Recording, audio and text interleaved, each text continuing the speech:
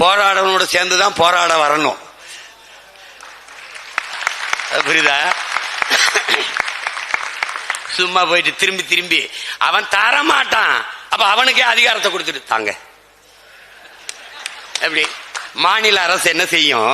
எல்லா வரியும் அவனுக்கு கட்டிடும். மத்திய அரசு, இந்திய அரசு, இந்திய ஒன்றிய அரசுக்கு வருவாய் பெருக்கத்துக்கு ஒன்றும் இல்லை.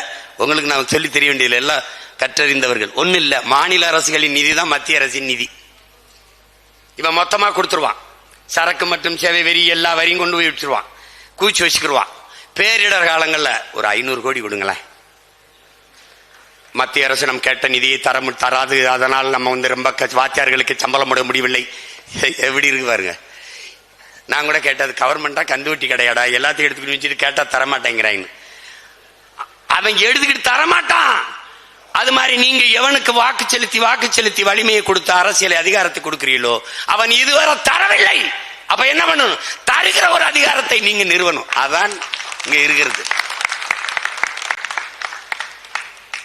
இப்ப இதுவரை எத்தனை பேர் பேசிட்டு போயிருப்பாங்கல்ல. இப்ப இந்த பேச்சு எங்க போகுது, எப்படி வருது, எப்படி வேலை செய்யுது. இந்த மாநாட்டுக்கு தலைமையேற்றவர் யாரு? அவர் எப்படி உங்களுக்கு தெரியும்? அவரை எப்படி கூட்டிட்டு வந்தீங்க? இனிமேதானே உங்களுக்கு இருக்கு தொல்லை. அவன் எப்படி வந்தான், ஏன் வந்தான், என்ன அவனை எப்படி பேச விட்டீங்க? இந்த மண்டபத்துக்காரருக்கு எப்படி மாநாட்டுக்கு அவருக்கு அனுமதி கொடுத்தீங்க? என்ன இதான் நடந்திருக்கு, இதுதான் நடக்கும். நடந்தது, நடவாது, இறந்தது, இரவாது அனைத்தும் யாம் அறிவோம். அது மாதிரி நீங்க பாத்தீங்கன்னா எதை திறந்தாலும் சீமான் சீமான் சீமான் கத்துவான். அப்ப கூட நான் சொல்ல பாடும் பரம்பொருள் சிவன் அல்ல, இப்ப சீமான் தான். அவன் பேரன் சீமான் தான். பேசிக்கிட்டே இருப்பான். அது மாதிரி இப்ப இதுக்கு கடுமையா வேலை செய்யும். ஏங்க அவங்களுக்கு சீட்டு கொடுக்க மொத்த பேர் சீமானுக்கு போட்டு விட்டுற போறாங்க. அப்ப 2-3 தொகுதி மொத்தமா தோத்து போயிருவோம்ங்க அப்படின்பா. அதனால இந்த மாநாடு வெற்றி தான்.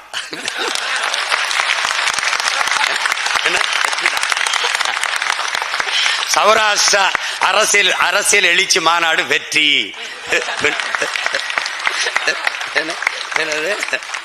எங்க சரிதானடா நடந்துருச்சு. அப்ப நீங்க மகிழ்ச்சியா இருக்கலாம். அவங்க தரல, சொந்தம் நான் இருக்கேன் பிள்ளை தந்துட்டு போறேன், ஆனா நீங்க எங்கூட நிக்கணும். அப்புறம் சீமா கொடுப்பான், அது ஜெயிக்குமா அப்படிலாம் கேட்டா அது சரியா வராது. அது சரியா வராது. அதை திரும்ப இதுக்கு மேல எல்லாம் என்னால பேச முடியாது. ஆமா, நீங்க புரிஞ்சுக்கணும். அதனால எப்பவுமே ஒருங்கிணைந்து நிற்பதில் தான் நம்ம வலிமையை பெற முடியும். எப்பவுமே நீங்க இந்த மக்கள் எல்லாம் நமக்கு வாக்கு செலுத்த மாட்டார்கள், இந்த வாக்கு வராதுன்னா அந்த வாக்கை எப்படி பெறுவதுன்னு சிந்திப்பான். அப்ப சிந்திப்பான். அவன் என்ன கோரிக்கை வைக்கிறான்? அவன் அரசியல் அதிகாரம் கேட்கிறான், அவனுக்கு என்ன பல்கலைக்கழகம் கேட்கிறான், அவனுக்கு என்ன பாதுகாப்புக்கிறான். அது இந்தா அப்படின்னு நீங்க கொடுத்தாதான் அந்த வாக்கை பெற முடியுங்கிற நிலைமையை நீங்க உருவாக்கி விட்டால் வென்றலாம்.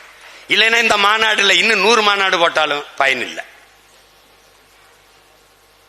அப்ப ஒற்றுமையா நீங்க இருங்க, உங்க கூட நாங்க இருக்கோம், போராடி வெல்லுவோம். ஏன்னா நீங்களும் அரசியல் அதிகாரம் கேட்கிறீங்க, நாங்களும் அதுக்காக தான் போராடுற எல்லாரும் ஒன்னா சேர்ந்து போராடி வெல்லுவோம். அதுதான் இருக்கிற வாய்ப்பு. பிளே ஸ்டோர் மற்றும் ஆப் ஸ்டோரில் இருந்து பாலிமர் செயலியை QR கோடு மூலம் பதிவிறக்கம் செய்யுங்கள். செய்திகளை உடனுக்குடன் பெறுங்கள்.